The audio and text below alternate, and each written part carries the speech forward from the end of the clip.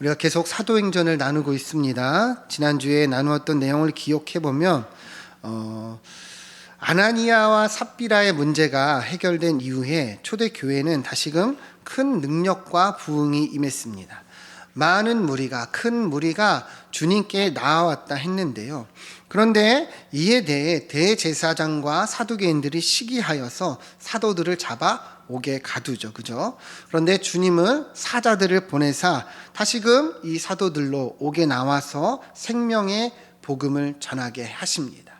그러나 이 부하들이요, 이 성전에서 말씀을 전하고 있는 사도들을 다시 잡아다가 공회에 세우죠. 그죠? 그래서 대제사장이 이제 신문을 합니다. 재판이 시작된 거예요. 물어봅니다. 우리가 이 이름으로 사람을 가르치지 말라 언금하였고 이 예루살렘에 가르치지 말라 하였는데 너희가 어찌 이것을 전하고 있느냐? 너희가 이 예수라는 사람의 피를 우리에게 돌리고자 한다. 이렇게 신문을 하는 거예요. 그러자 사도들이 대답합니다. 사람보다 하나님께 순종하는 것이 마땅하다.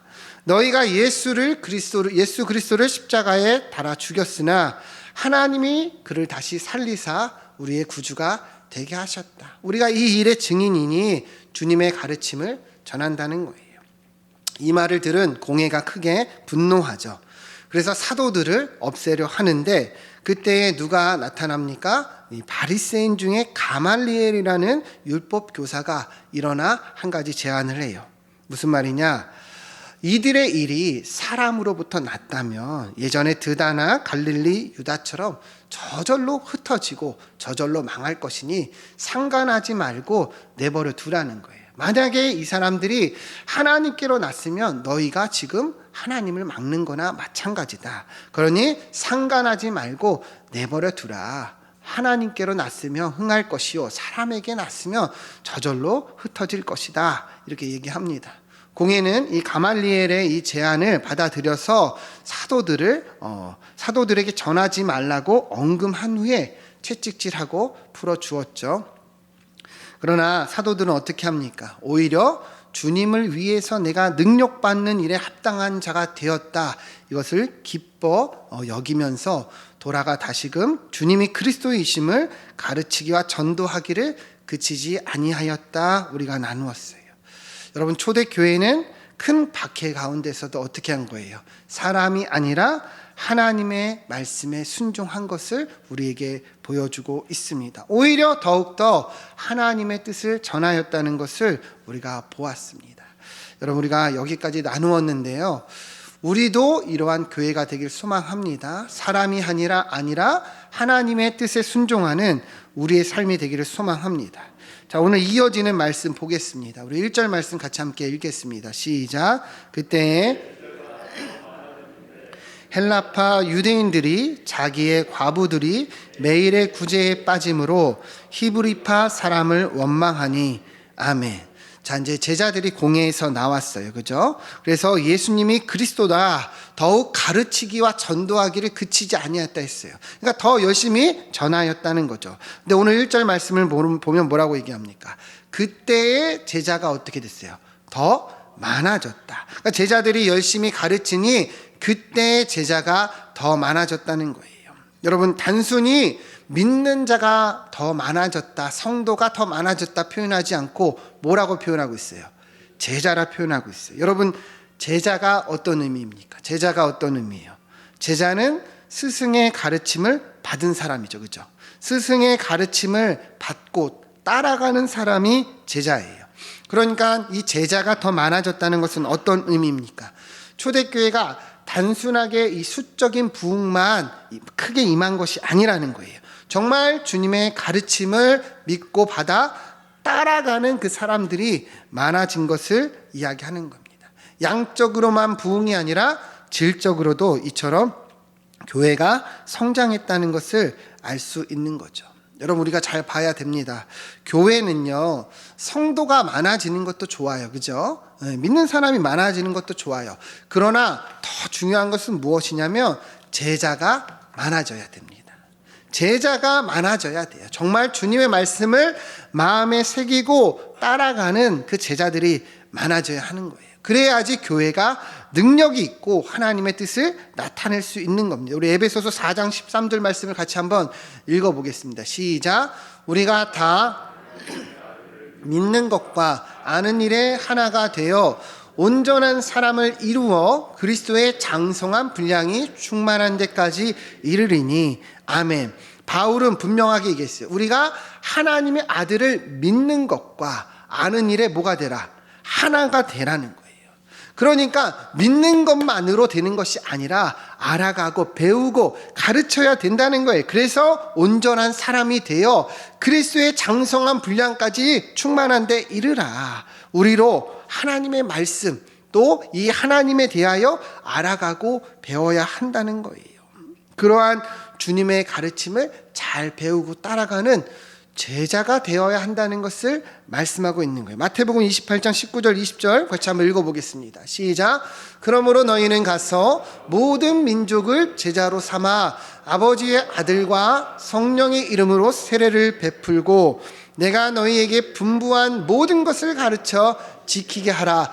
볼지어라 내가 세상 끝날까지 너희와 항상 함께 있으리라 하시니라. 아멘. 예수님께서도 당부하셨어요. 19절 보면 뭐라 그래요? 가서 모든 민족을 제자로 삼으라. 제자로 삼으라는 거예요. 내가 분부한 모든 것을 가르쳐 지키게 하라 말씀하셨습니다. 여러분, 모든 민족을 제자로 삼는 것이 주님이 우리에게 주신 명령입니다. 우리도 주님의 제자가 되어야 한다는 거예요. 제자를 삼아야 한다는 거예요. 교회는 그러한 곳이 되어야 합니다. 그래서 우리도 계속 가르치고 배우고 어때요? 자라가야 돼요. 믿는 것과 아는 일에 하나가 되어야 하는 거예요. 이것이 교회의 본질입니다.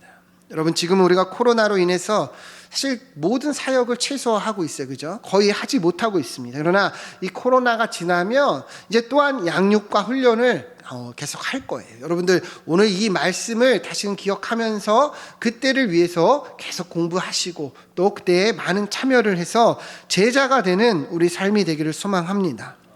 우리 다시 1절 말씀을 보시면 자, 그때의 제자가 더 많아졌어요. 그죠? 그런데 무슨 일이 하나 발생합니다. 헬라파 유대인들이 자기의 과부들이 매일의 구제에 빠짐으로 히브리파 사람들을 원망했다 이렇게 말씀하고 있어요. 제자가 많아졌어요. 교회가 커졌어요. 성장했어요. 그런데 이어지는 말씀을 보면 어때요? 교회 안에 어떠한 문제가 발생한 것을 알 수 있어요. 초대교회 안에 갈등이 일어났다는 거예요. 여러분, 초대교회는요 여기서 본 것처럼 매일의 구제 활동을 했어요. 우리가 앞서 본 것처럼 성도들이 자신의 소유를 팔아 헌금하고 어려운 사람을 나누어 주었잖아요. 그죠? 그러한 사역을 한 거예요. 그런데 이 구제 활동을 하는 데 있어서 제대로 분배가 이루어지지 않아서 초대교회 안에 문제가 발생한 것을 알 수 있는 내용이에요. 여러분 이해가 되시죠? 그래서 헬라파 유대인들이 히브리파 사람들을 원망했다 이야기하고 있는 겁니다. 여러분, 그 헬라파 유대인들은 누구를 얘기를 하냐? 우리로 보면 교포와 같은 거예요. 여러분, 한국 사람이나 외국에서 자란 교포들 있죠. 그죠? 헬라파 유대인들이 그런 의미예요. 유대인이나 이방 나라, 헬라 문화에서 낳고 자란 사람들을 헬라파 유대인들이라 말합니다. 그럼 반대로 히브리파 유대인들은 누굴 얘기하겠어요? 본토 유대인들. 이 히브리라는 의미가 강을 건너다라는 뜻이에요. 강을 건너다. 왜 이 유대인들이 애굽에서 나와 홍해를 건넜잖아요. 그죠? 그래서 이 유대인들을 히브리파라 불렀어요. 히브리인들이라. 그래서 이 초대교회 안에는 이 수적인 부흥이 임하면서 이처럼 이 헬라파 유대인들과 히브리파 유대인들이 함께 모이게 된 거예요. 우리로 치면 교포와 본토 사람들이 섞이게 되었다는 것을 의미하는 거죠. 그러다 보니까 어때요? 이 문화적인 차이로 인해서 소통에 문제가 생기고 이 소통에 문제가 생기니까 갈등이 일어나고 여러 문제가 발생했다는 것을 알 수 있는 거예요. 여러분 잘 보세요. 제자가 많아졌어요. 그요? 초대교회가 부흥했어요. 그렇죠? 그런데 그에 따른 문제도 교회 안에 일어났다는 것을 알 수 있는 거예요. 제가 전에 미국에서 태어난 그 교포 친구가 하나 있었어요. 한국 사람인데 이제 교포인 거예요. 그래서 그 친구하고 스타벅스에 간 적이 있었습니다. 여러분 스타벅스 아시죠? 네. 이 스타벅스에 갔는데 이 친구가 이제 커피를 주문하는데 점원이 잘 못 알아듣는 거예요. 그래서 너무 오래 걸려서 제가 가서 보니까 이 교포 친구가 커피를 주문하는데, 여러분 카라멜 마키아또 아시죠? 카라멜 마키아또 이걸 주문하는데 뭐라고 주문하느냐? 캐러멜 맥기아로라고 이렇게 주문한 거예요. 캐러멜 맥기아로. 그러니까 이 점원이 뭔 소리야? 이렇게 문제 못 알아들은 거죠. 그래서 제가 그것을 보는데 너무 황당하더라고요. 이게 스타벅스가 우리나라에 들어온 지 얼마 안 된 옛날 일이에요. 그러니까 이런 발음을 이렇게 우리가 잘 못 알아들었던 거죠. 여러분 스타벅스가 어느 나라 건지 아세요? 미국 거예요. 미국 스타벅스 가면 우리나라랑 메뉴도 완전히 똑같습니다. 그런데 똑같은 메뉴를 시키는데 어때요? 문화가 다르고 언어가 다르니 소통이 잘 돼요, 안 돼요? 안 되는 거예요. 여러분 초대교회 안에 발생했던 문제들이 이러한 거예요. 같은 유대인들이에요. 그죠? 그러나 헬라파와 히브리파 문화가 다르니 어때요? 이 소통에 문제가 생기고 언어적인 이런 문제 때문에 여러 가지 갈등이 일어났다는 것을 알 수 있는 부분이라는 거죠. 여러분 우리 교회도 똑같은 거예요. 모든 교회가 똑같아요. 차이는 문화적인 차이만 있는 것이 아니에요. 그죠? 세대 간의 차이도 있고요. 직분에 따른 차이도 있고요. 우리가 살아온 가정 환경에 따라서도 다 사람마다 다릅니다. 그죠? 이 결혼해서 부부가 살아도요, 이 안에 문화적인 차이, 서로 살아온 배경의 차이로 인해서 갈등이 있고 문제가 일어난다는 거예요. 여러분, 그러니 교회는 얼마나 그러겠냐는 거예요. 여러분, 교회 안에서도 문제가 발생할 수 있습니다. 그렇죠? 교회가 문제가 없는 곳이 아니에요. 많은 사람들은 그래요. 교회가 왜 그러냐? 교회가 왜 이렇게 갈등이 있냐? 성도가 어떻게 그러냐? 이렇게 반문합니다. 근데 그렇지가 않아요. 교회는 갈등이 있는 곳이고 또 분쟁이 일어날 수 있는 거예요. 왜 그렇습니까? 우리가 서로 너무 다르기 때문이에요. 초대교회가 이것을 우리에게 잘 보여주고 있어요. 우리가 서로 다르니 분쟁이 일어나고 갈등이 일어날 수 있다는 거예요. 여러분, 그게 이상한 거예요? 아니에요? 아니에요. 교회는 문제가 발생할 수 있다는 거죠. 그런데 오늘 말씀에서 우리가 중요하게 봐야 되는 것이 무엇이냐? 이러한 갈등과 문제가 발생했지만 교회가 이것을 어떻게 풀어가고 있느냐예요. 이러한 문제들을 이러한 갈등을 어떻게 해결하고 있는가, 우리가 이것을 볼 수 있어야 한다는 거예요. 여러분 잘 다시 돌아오면 초대교회가 헬라파 유대인들과 히브리파 유대인들 사이에 갈등이 일어난 거예요. 그죠? 우리 과부들은 도와주지 않고 맨날 구제해서 빠진다. 그래서 이 히브리파 유대인들을 원망하고 있습니다. 그런데 이제 교회가 이것을 어떻게 해결하느냐? 우리 2절부터 4절까지 같이 읽어보겠습니다. 시작. 12 사도가 모든 제자를 불러 이르되 우리가 하나님의 말씀을 제쳐놓고 접대를 일삼는 것이 마땅하지 아니하니 형제들아 너희 가운데서 성령과 지혜가 충만하여 칭찬받는 사람 7을 택하라. 우리가 이 일을 그들에게 맡기고 우리는 오로지 기도하는 일과 말씀 사역에 힘쓰리라. 아멘. 자, 2절을 다시 보면 12 사도가 모든 제자를 불렀어요. 다시 말하면 문제가 발생했죠. 그죠? 그러니까 이 성도들을 다 모은 거예요. 우리로 보면은 공동의회 같은 것을 소집한 거나 마찬가지예요.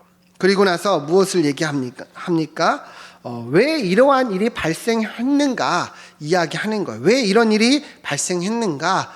이 사도들이요, 하나님의 말씀을 제쳐놓고 접대를 일삼는 것에서 문제가 발생한 거예요. 무슨 말이냐? 이 사도들이 말씀 사역만 하는 것도 벅찬데 이 구제 사역까지 감당하려고 하니까 너무 이게 일이 많은 거예요. 그래서 이도 저도 제대로 하지 못해 문제가 발생했다는 거예요. 여러분 잘 보세요. 사도들이요, 성도들, 이 초대교회 성도들을 모아놓고 자신들의 잘못, 자신들의 부족함, 이것을 인정하고 있는 거예요. 그래서 이러한 일이 일어났다고 고백하는 거예요. 여러분 보이시죠? 자, 그래서 어떻게 합니까? 3절을 보면 형제들아 너희 가운데서 성령과 지혜가 충만한 사람 7을 택하라. 우리가 이 일을 그들에게 맡기겠다 얘기합니다. 그러니까 문제가 무엇인지, 원인이 무엇인지 파악한 후에 어떻게 해요? 해결책을 제시하고 있는 거예요. 우리가 너무 일이 많아서 말씀 사역에 오로지 집중을 못해서 이 일이 발생했으니까 새로운 사람 7을 택해서 분담하자는 거예요. 여기서 또 중요한 게 뭐냐면 여러분 잘 보세요. 형제들아 너희 가운데서 성령과 지혜가 충만한 7사람을 뭐하라고 얘기합니까? 택하라. 보이시죠? 택하라. 그러니까 사도들이요, 자신들이 직접 뽑은 게 아니에요. 임명한 것이 아니에요. 성도들로 하여금 너희가 옳게 여기는 사람을 뽑으라는 거예요. 여러분 문제가 발생했어요. 그죠? 그런데 원인을 파악한 후에 함께 민주적으로 해결하고 있음을 보여주고 있는 거예요. 여러분 이해가 되시죠?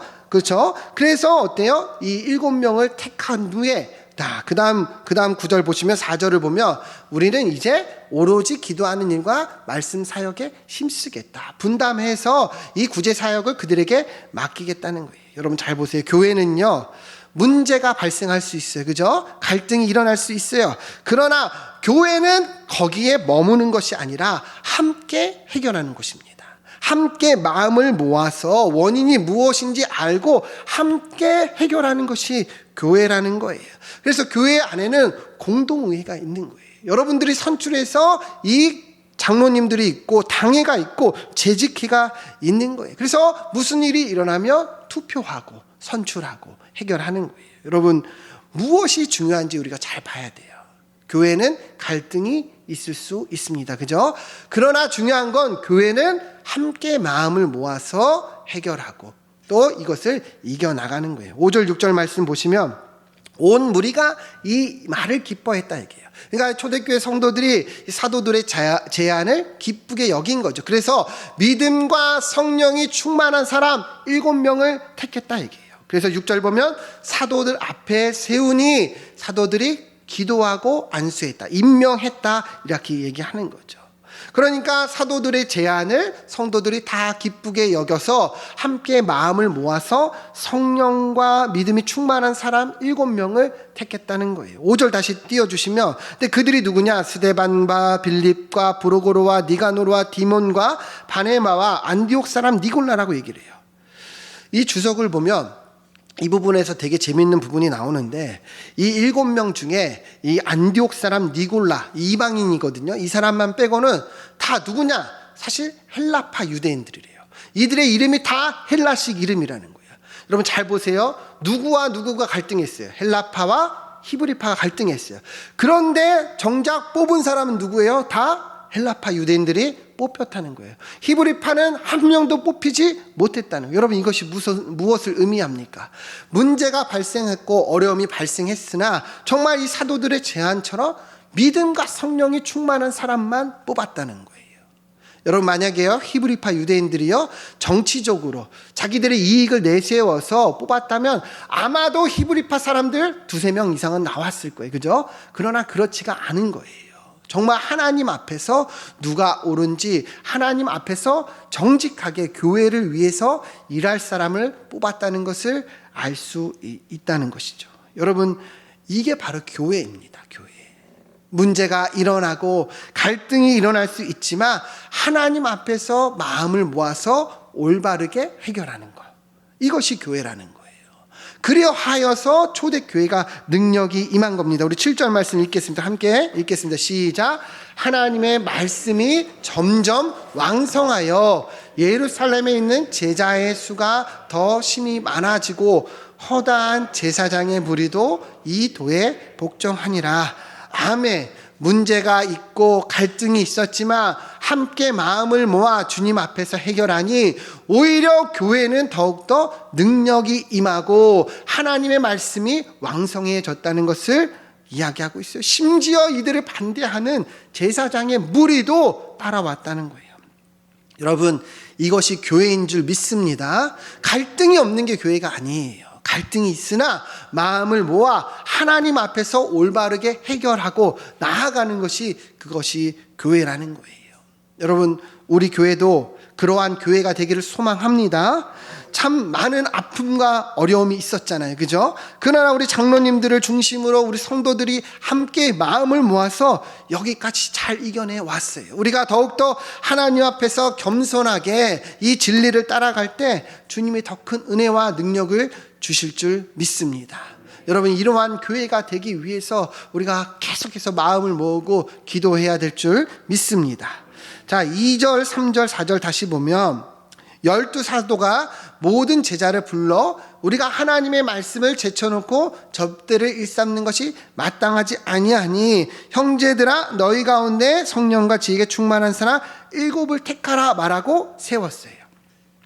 여러분, 그래서 초대교회는요, 성령과 지혜가 충만한 사람 7을 어떻게 한 거예요? 함께 마음을 모아서 선출한 거예요. 이게 초대교회의 첫 집사들입니다. 그래서 7 집사라고 표현을 하죠.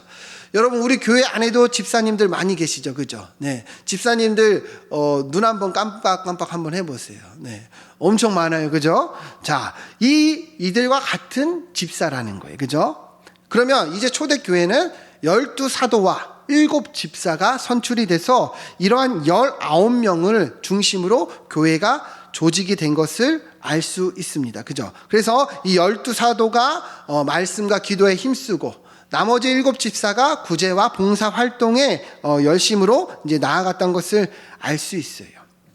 여러분, 이게 교회의 조직입니다. 조직. 여러분, 조직이라는 말은 무엇입니까? 사전적인 의미로 보면 어떤 기능을 수행하도록 협동해 나가는 체계화되어 있어요. 다시금 어떤 기능을, 그러니까 이 기능이라는 건 어떤 목적을 위해서 서로 협동하고 서로 도와서 이루어 나가는 그 체계를 조직이라고 하는 거예요. 그러니까 교회가 이러한 조직을 이루고 있어요. 왜요? 같은 목표를 위해서 함께 동역한다는 의미예요. 그게 뭐예요? 함께 교회를 세워가는 거. 그리스도의 몸인 교회를 세워가는 거죠. 우리 에베소서 4장 11절 12절 말씀을 같이 한번 읽어보겠습니다. 시작.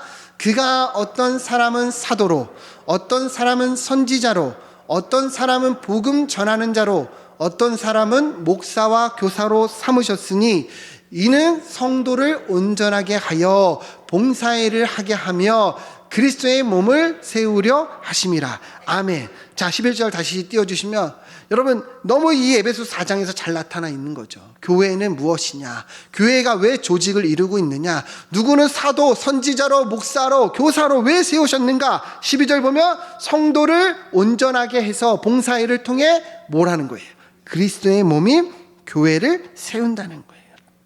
그리스도의 몸인 교회를 세우기 위해서 하나님께서 우리를 각기 다 다르게 부르셨다는 거예요. 각기 다르게 다 역할과 이 직분을 가지고 이 조직을 이루고 있다는 거예요. 여러분, 아까 얘기했죠. 집사님들 눈 한번 깜빡이라고, 그죠? 여러분, 집사님들만 있습니까? 권사님들도 있죠. 장로님들도 있죠. 성도들도 있어요. 왜 하나님께서 각기 우리를 부르시고 이 역할과 직분을 주셨습니까? 이러한 이유 때문이라는 거예요. 그냥 교회 나왔다고 주는 게 아니에요. 교회 오래 다녔다고 직분을 주고 역할을 주는 게 아니에요. 왜 이러한 역할이 있고 직분이 있어요? 함께 교회를 세워나가기 위해, 함께 그리스도의 몸을 이루기 위해서 주님이 이렇게 조직을 하셨다는 거예요. 전도서의 말씀처럼 혼자서는 감당하기 어렵고 세 겹줄은 쉽게 끊어지지 않으니 주님이 우리로 서로 이렇게 조직으로 함께 세 겹줄이 되게 하셨다는 거예요.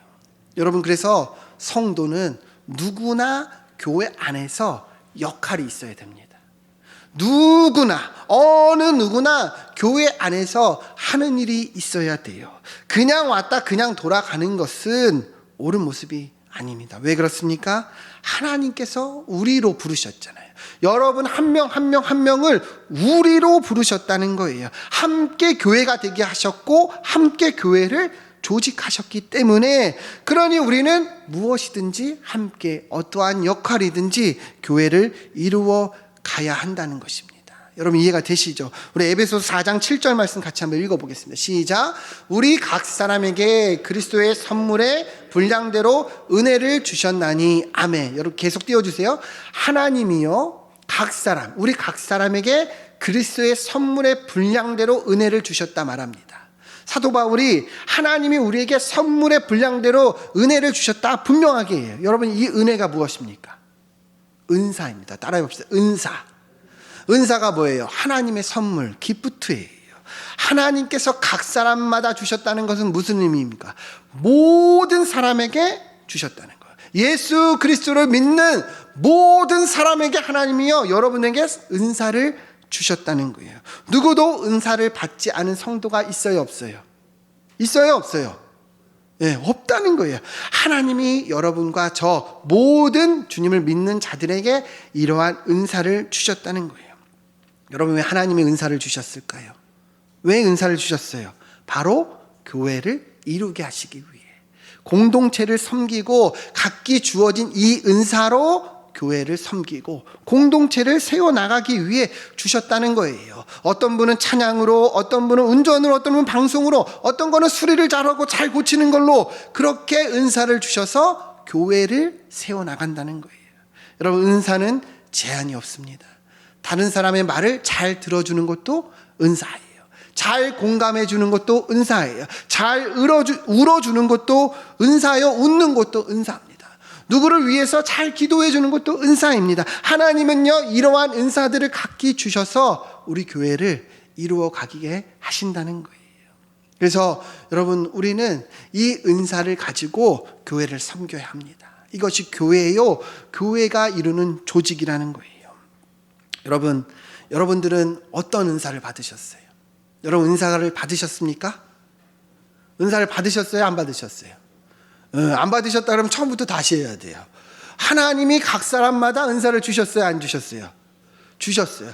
주셨으나 내가 모르고 있을 수는 있어요. 그죠? 모르고는 있을 수 있어요. 그럼 어떻게 해야 될까요? 은사를 발견해야 되잖아요. 그죠? 찾아야 되잖아요. 하나님이 주셨는데 찾아야 되잖아요. 그럼 어디서 찾을 수 있을까요? 교회 안에서, 공동체 안에서 찾을 수 있어요. 왜요? 하나님이 공동체를 위해 주셨기 때문에 공동체 안에 있을 때 발견이 되는 거예요. 그래서 우리는요 예전에도 한번 나누었지만 서로의 은사를 발견해 주어야 돼요. 와, 권사님은 참 이런 은사가 있는 것 같아요. 집사님은 참 이런 것을 잘해. 참 이게 은사야. 발견해 주고 찾아주고, 그래서 그것을 통해서 교회를 함께 섬기고 세워나가야 한다는 거예요. 여러분 교회의 조직, 왜 이 초대교회 이 사도들이 7 집사를 세웠는지 우리가 바로 알기를 소망합니다. 함께 교회를 이루어가기 위해서예요. 함께 교회를 세워가기 위해서예요. 하나님이 우리를 함께 부르셨기 때문이라는 거예요. 여러분 이번 주에 참 우리에게 큰 슬픔이 있었죠, 그죠? 그러나 우리가 함께 이기에 이 슬픔을 함께 나누고 함께 감당하면서 이겨나가는 거예요. 하나님이 우리에게 소망을 주셨잖아요. 여러분 이게 우리가 교회예요. 한 가족이요, 한 몸이라는 의미입니다. 사랑하는 여러분, 교회가 무엇인지 바로 알기를 축원드립니다. 교회에는 갈등이 없는 게 아니에요. 문제가 없는 것이 아니에요. 함께 마음을 모아 해결하고 이겨나가는 것이 교회입니다. 하나님이 왜 우리를 부르셨습니까? 왜 우리 사람 각기 부르셨어요? 함께 교회를 이루어가기 위해서, 함께 교회를 세워가기 위해서 우리로 부르셨다는 거예요.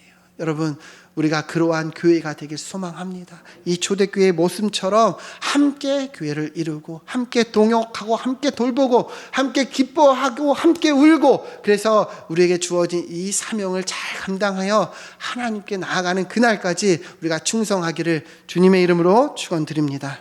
이렇게 기도하겠습니다.